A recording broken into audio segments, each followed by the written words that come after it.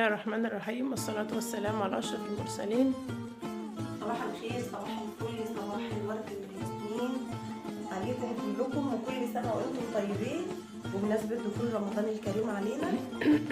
يا رب كده يدخل علينا وعلى الأمة الإسلامية كلها يا رب بالخير يا رب والسعادة لكل الناس، ويرفع كده يا رب ربنا البلاء عن الأمة كلها يا رب، ويزيح الهم والغم عن كل الناس يا رب، ويخلي لكم أولادكم ويفرحكم بيهم ويسعدكم بأولادكم كلكم يا رب كده، ويطمنكم على أولادكم.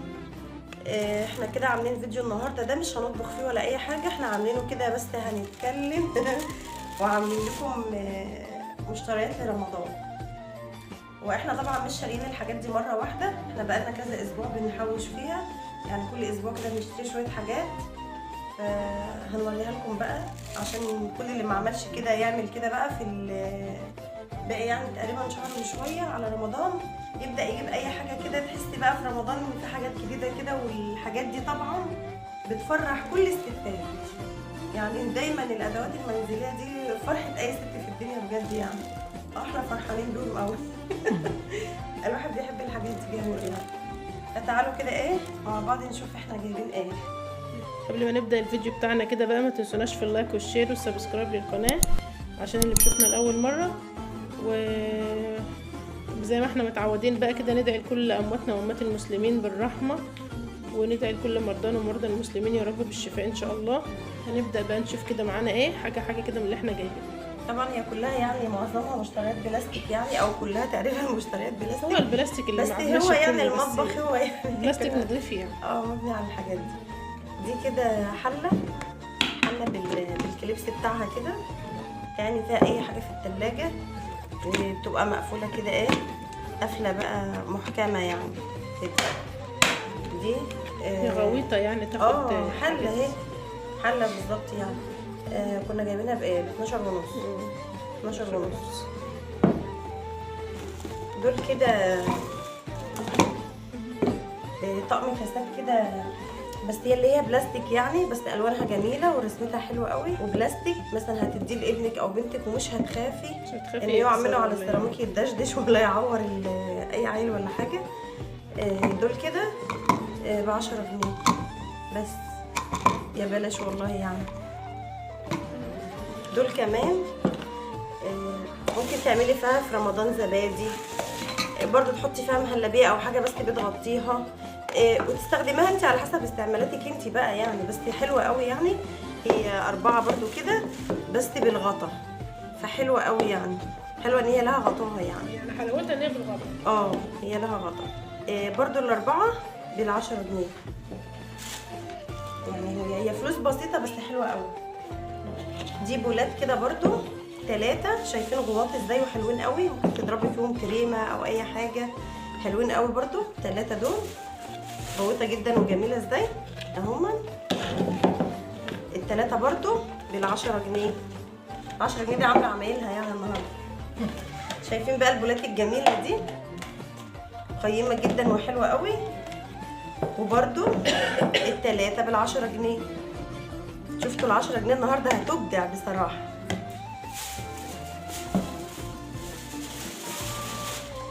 شايفين انتوا المضرب ده بقى الجميل ده بنلفه كده، شايفين يعني، وانت بتستعمليه هتلفي من هنا هيبقى تعرفي تعينيه في الدور. هتعملي كده هيبقى معاكي مضرب جميل قوي يعني، ولا السلوك دي هتتخلع ولا اي حاجه لانها متصله لغايه تحت وجميل، وبال10 جنيه برضه. دي المعلقه اللي هي بتاعه المكيال يعني معياريه، كل معلقه مكتوب عليها هي بتاخد قد ايه، كام مللي يعني، لما لغايه من اول نص معلقه لغايه كوبايه، اول نص معلقه لما لغايه الكوبايه. ده برضو دي مسليات كده جميله يعني، مثلا القشر مكان للقشر ومكان اللي انت هتحطي فيه اي حاجه، سوداني لب اي حاجه بقى زي ما انت عاوزه. دول برضو ال3 دول برضو ال3 ب10. دول برضو بولات حلوه كده، والبلاستيك بتاعها يعني احنا منقيين البلاستيك بتاع الحاجات دي بلاستيك نضيف قوي. شوفوا غوتها قد ايه وجميله، شايفين عامله زي الحله والله. دي برضو ال3 ب10. دي برضو كده ال3 بالعشرة. دول برضو ايه ال3 بالعشرة. شايفين رسمتهم؟ شايفين الرسمة الجميلة دي برضو ال3 بالعشرة. شايفين بقى الجمال ده بصراحة يعني. شايفين يعني يعتبر ثبت كده، حلوين قوي. بس هو حلو قوي يعني. هو كل لونين، كل لون له طبقين يعني. ممكن تحطوا فيه بقى على حسب ما انتوا عايزين بقى. هتقسموا فيها فاكهه للولاد بدل ما تديلهم كده في ايدهم موزايه وبرتقانه وتفاحيه وحبتين فراوله ومش عارفه ايه. هتلمي لهم كل حاجه في الطبق كده وهتدي كل واحد طبقه.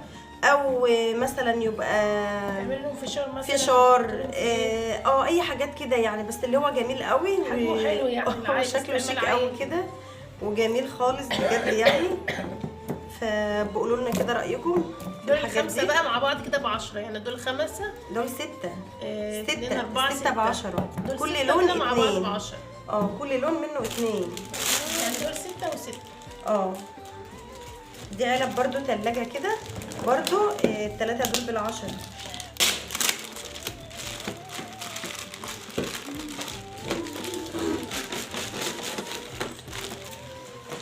شايفين الوانهم جميله ازاي.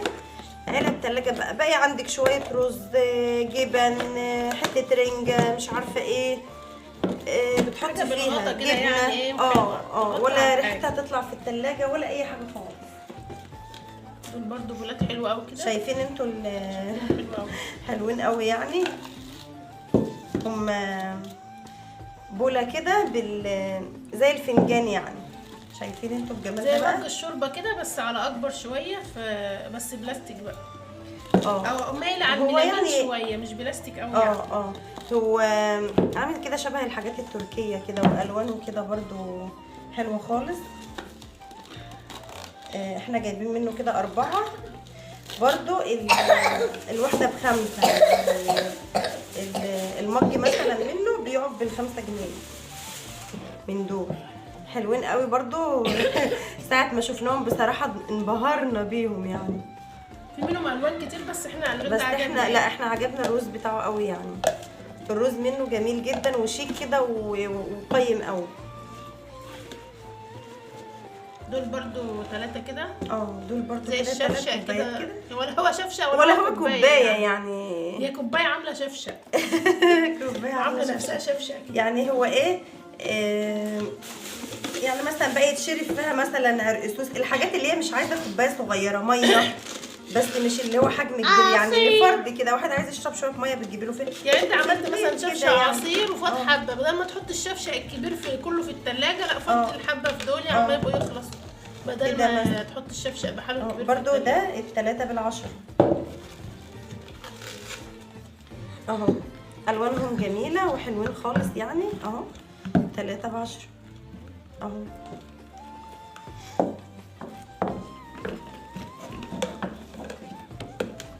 ده طقم توابل كده حلو خالص برضو. شكله حلو يعني. احنا كده بنحب الحاجات نقتني الاشياء الغريبه. الرسم بتاع الحاجه والالوان صراحه بيشدنا جامد يعني.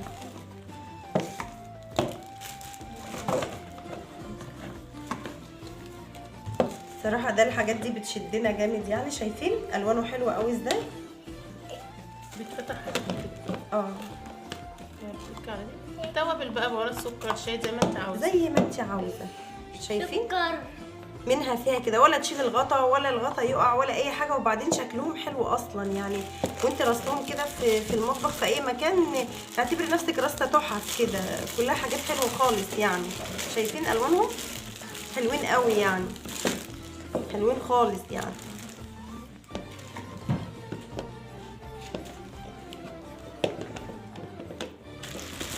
ده كمان طقم بهارات كده بال10 جنيه. شوفوا معايا البرطمان ساعته قد ايه. برطمان مش صغير يعني، حجمه كبير. انت ممكن تعيني فيه يعني زبيب، جوز هند، جالك رمضان بقى تمليه سوداني، حاجات كده مكسرات من انت عايزه تحوشيها بقى وتعمليها رمضان كده. والوانه جميله شايفين.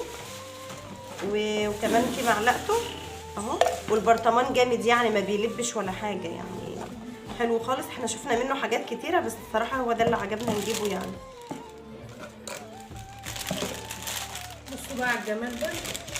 الله صراحه ساعات ما شفناهم لا ما قدرناش نمشي الا لما نجيبهم.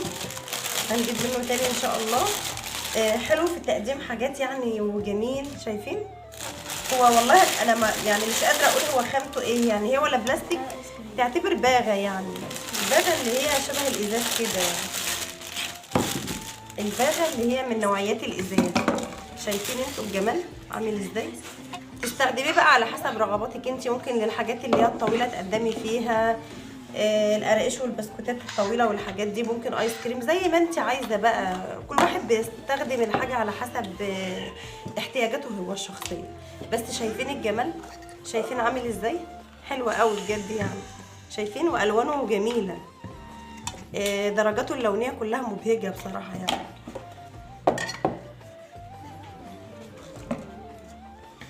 شايفين دول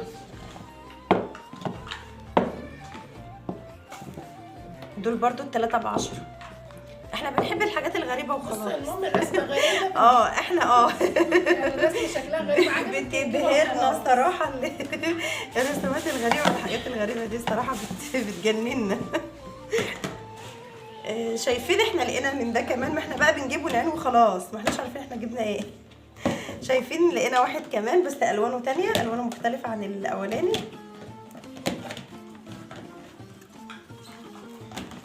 بس الاولاني كان 4 لا ده 5، هم رخصوه شويه باين. ده 5 بقى المره دي، وبرده هما ب10 جنيه يعني اهو. شايفين الالوان بتاعته حلوه ازاي؟ الاولاني اللي احنا كنا جايبينه كان 4 اللي احنا وريناه لكم الاول. هاتي كده تاني كان 4 لكن بصوا دول طلعوا 5 يعني. احنا جايبينهم في مرتين مختلفين، جبناهم مره 4 وجبناهم مره 5. شايفين اهو يعني هم كلهم مع بعض اهو اهو. شايفين اهو. احنا ما كناش فاكرين ان احنا جايبين كمان يعني بس واحنا بنطلع بقى احنا بنجيبه بالعين وخلاص اكتشفنا ان احنا جايبينه مره كمان.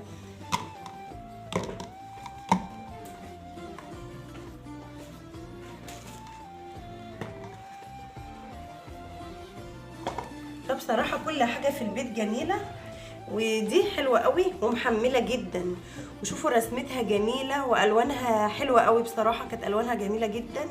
دي صفاية بتتحط على الحوض كده، تحطي فيها معالق صغيرة معالق كبيرة سكاكين شوك زي ما انت عايزة، بس حلوة جدا يعني.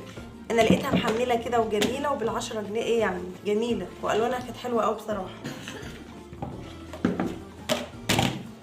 شايفين دول برضو؟ دول كده ال3 ب10 جميله بقى يعني كده انتوا طبعا زي ما احنا قلنا لكم احنا بنحب الحاجات الغريبه. شايفين 3 دول ب10. فاحنا بقى يعني لما لقينا نفس المقاس منهم مصافي فقلنا بس نجيب واحده منهم مصفى وعشان هي نفس الرسمه يعني، واثنين مقفولين. دي كده علب ثلاجه اهي، دي علب ثلاجه كده يعني في قلب بعضيها يعني. دي كده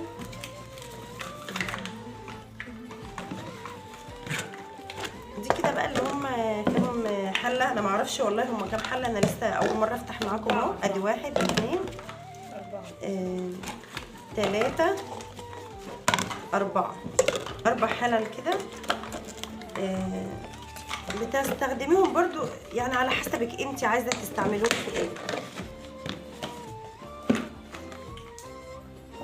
شايفين طقم البهارات اللذيذ ده حلو قوي بجد يعني جميل. افتحه لكم واوريه لكم.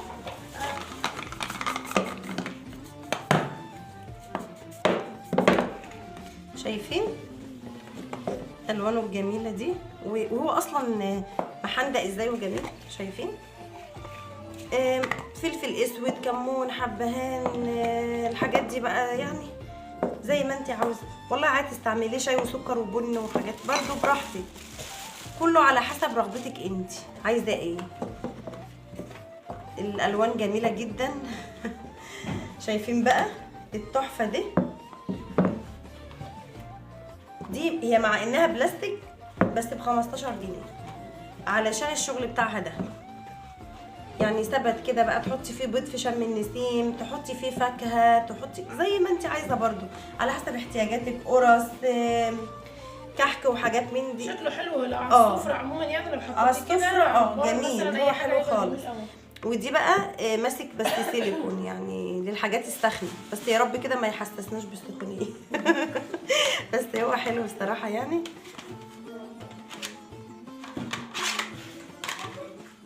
دول بقى هما بلاستيك بس اللي هو الخامه بتاعتهم جميله جدا بصراحه يعني. انا جيت اشيل الورق ما عرفتش. لقيته لازق جامد. بس هما حلوين قوي شايفين، ولونهم مش كانه بلاستيك يعني، ما تصدقيش ان هو بلاستيك. شايفين؟ انا كنت كمان عايزه اجيب منه رسومات ثانيه، بس احنا لما لقينا نفس الدرجه قلنا نجمع كده كانه طقم يعني من نفس النوعيه دي، بس ما لقيناش بقى نفس الدرجه اللي الرسمتين دول. ده ال3 ب10 ودي برده ال3 ب10، بس حلوين قوي يعني. وده هنا كده دبدوب افندي. هو على شكل المفروض ان هو حصاله، المفروض ان هو كده دبدوب. هو عجبني قوي شكله، مش هينفع احوش فيه، هو حصاله بس هو دبدوب. انا عجبني رسمته قوي، بس طبعا احنا لو حوشنا فيه مش هتعرفي تطلعيه منها الدشدشه عشان تطلعيه، فانا جبته بس شكل كده جميل يعني، عجبني بصراحه يعني. وب10 جنيه يعني مش موضوع يعني. شوفوا بقى التحفه دي بقى، شايفين؟ ده طبق على رسمه ورقه شجر حلوه قوي قوي قوي يعني. انا يعني من المغرمين اقتناء الاشياء الغريبه. لا ده ميلامين، لا ده ميلامين. مش بلاستيك. كفايه عليكم بلاستيك. جميل قوي. انا ما لقيتش يومها غير هما اللونين دول، وبصي مسكت فيهم بقى اللي هو مش همشي من غير ما اخدهم يعني، مش همشي.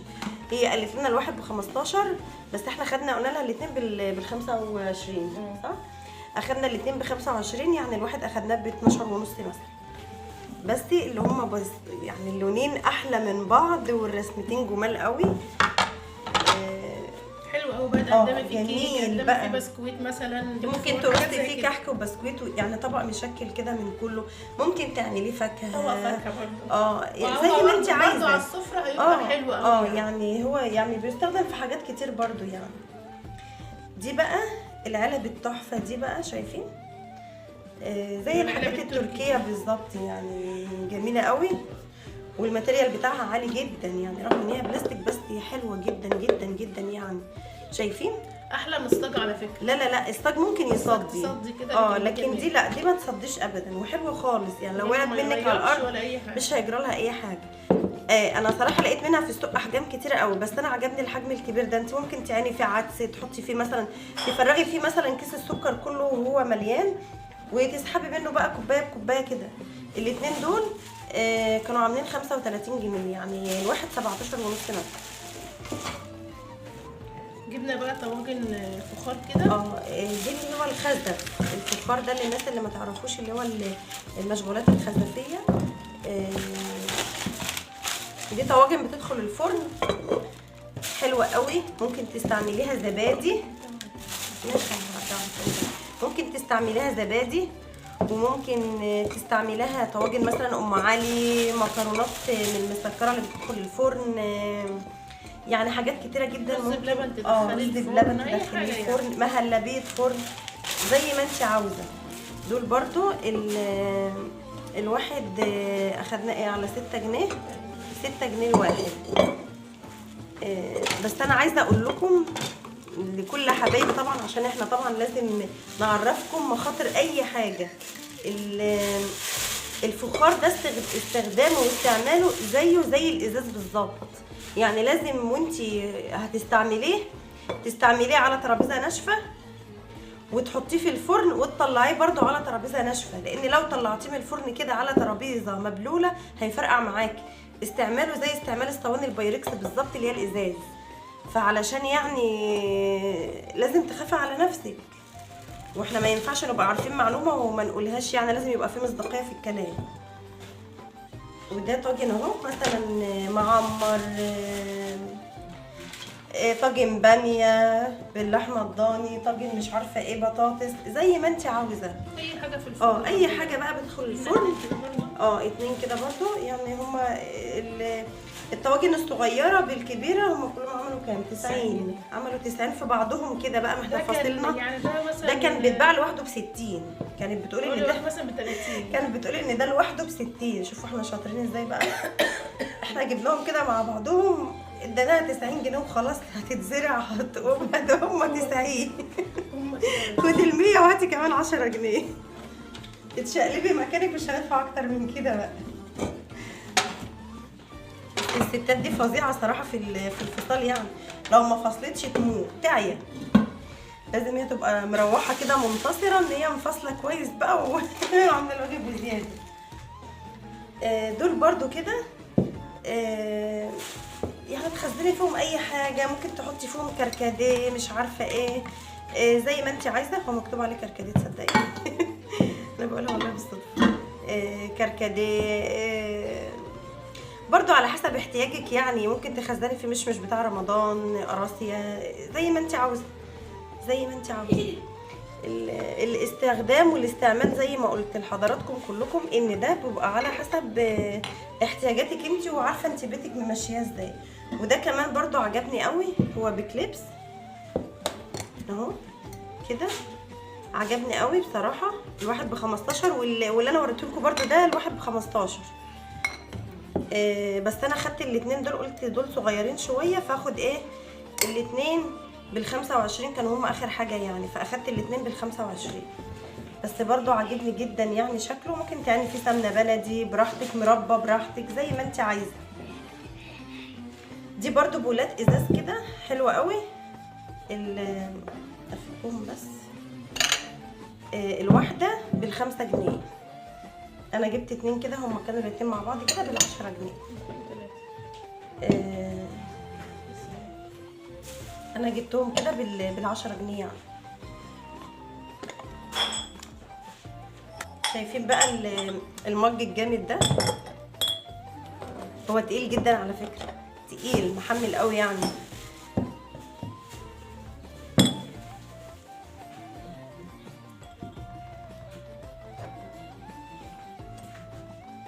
دول 6 برضو كده. دول 6. هما يوميها قالوا لنا ان الواحد ب10 جنيه، يعني المج كده ب10 جنيه والتلاته ب30 جنيه. خدي اللي انت عاوزاه. احنا جبناهم بصراحه قلنا لهم التلاته ب25، يعني السته ب50. وبعدين الاسبوع اللي فات احنا لقيناهم السته ب45 في مكان تاني. بس يلا يعني كل واحد بياخد رزقه بقى. بس هما حلوين قوي بجد يعني. تقدمي فيهم كده عصاير في رمضان، مش لازم للعيال يعني، المهم باباهم يعني، مش مشكله العيال. البلاستيك للعيال والازاز ده بقى اللي باباهم مثلا لحد غريب.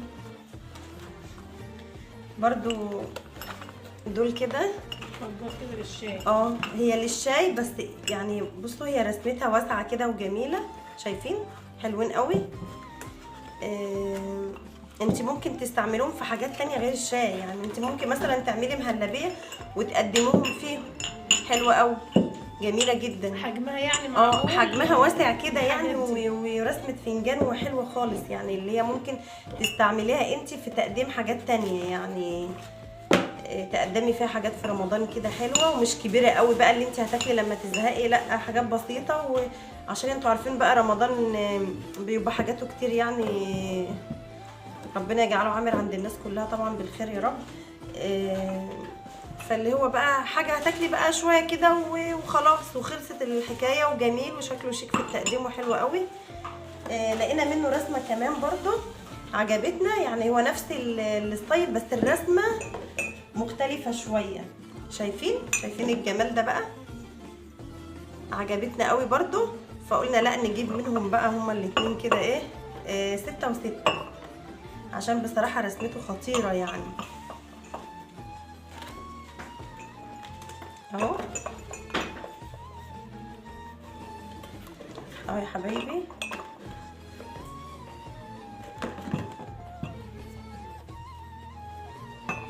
التلاتة ب10 برضو التلاتة بالعشرة، يعني الستة الستة ب20 والستة ب20، يعني ده او ده بال20 يعني.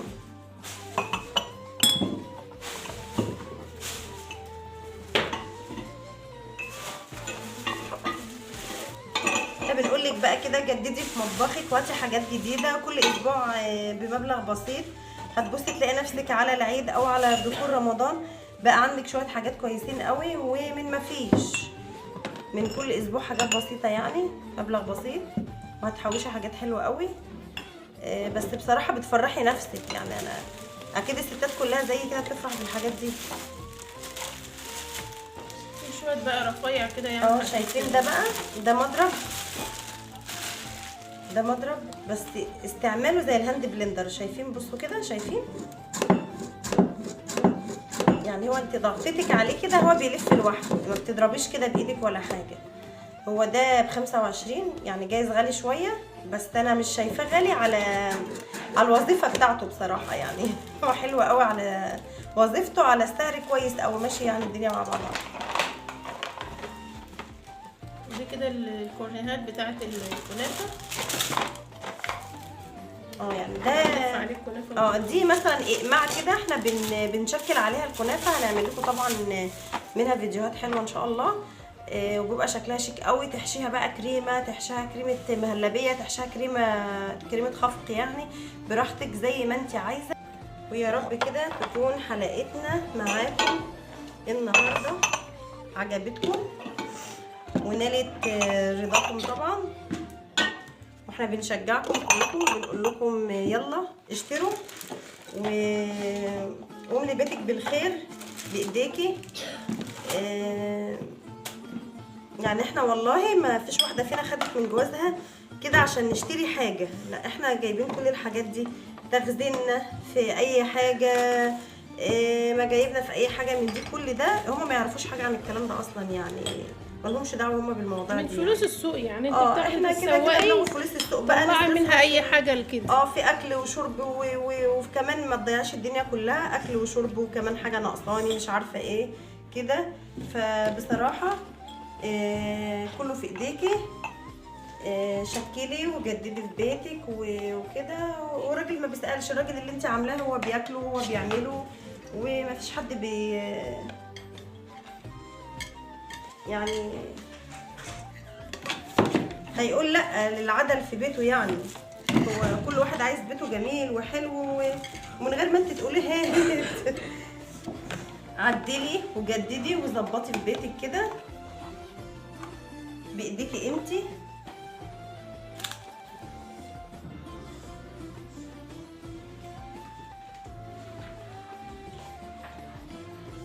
زي بقى ما قلنا لك بقى، دبري ووفري ولمي كده ايه ايدك في المصاريف شويه، هتعرفي ان انت تجيبي كل اللي انت عايزاه. يعني انت تاخدي فلوس السوق مش كلها تتصرف في طلبات السوق، الاكل اللي هيتاكل وخلاص هيروح على كده. لا، حاولي منها تجيبي اي حاجه هتنفعك في بيتك. هو ده اللي انت هتبقي مستفيده من المبلغ اللي انت ده اللي هيفضل معاكي. لان ده هيفضل معاكي. يا رب كده بقى الفيديو ده يكون عجبكم وتكونوا خدتوا فكره كده حلوه، يعني انكم هتعملوها. متنسوناش بقى في اللايك والشير وسبسكرايب للقناه لو اول مره بتشوفونا عشان يوصلكم مننا كل جديد. ويا رب كده نكون نلنا اعجابكم ورضاكم، ويا رب كده نكون خفاف عليكم، وكل سنه وكلكم طيبين. ومع السلامه.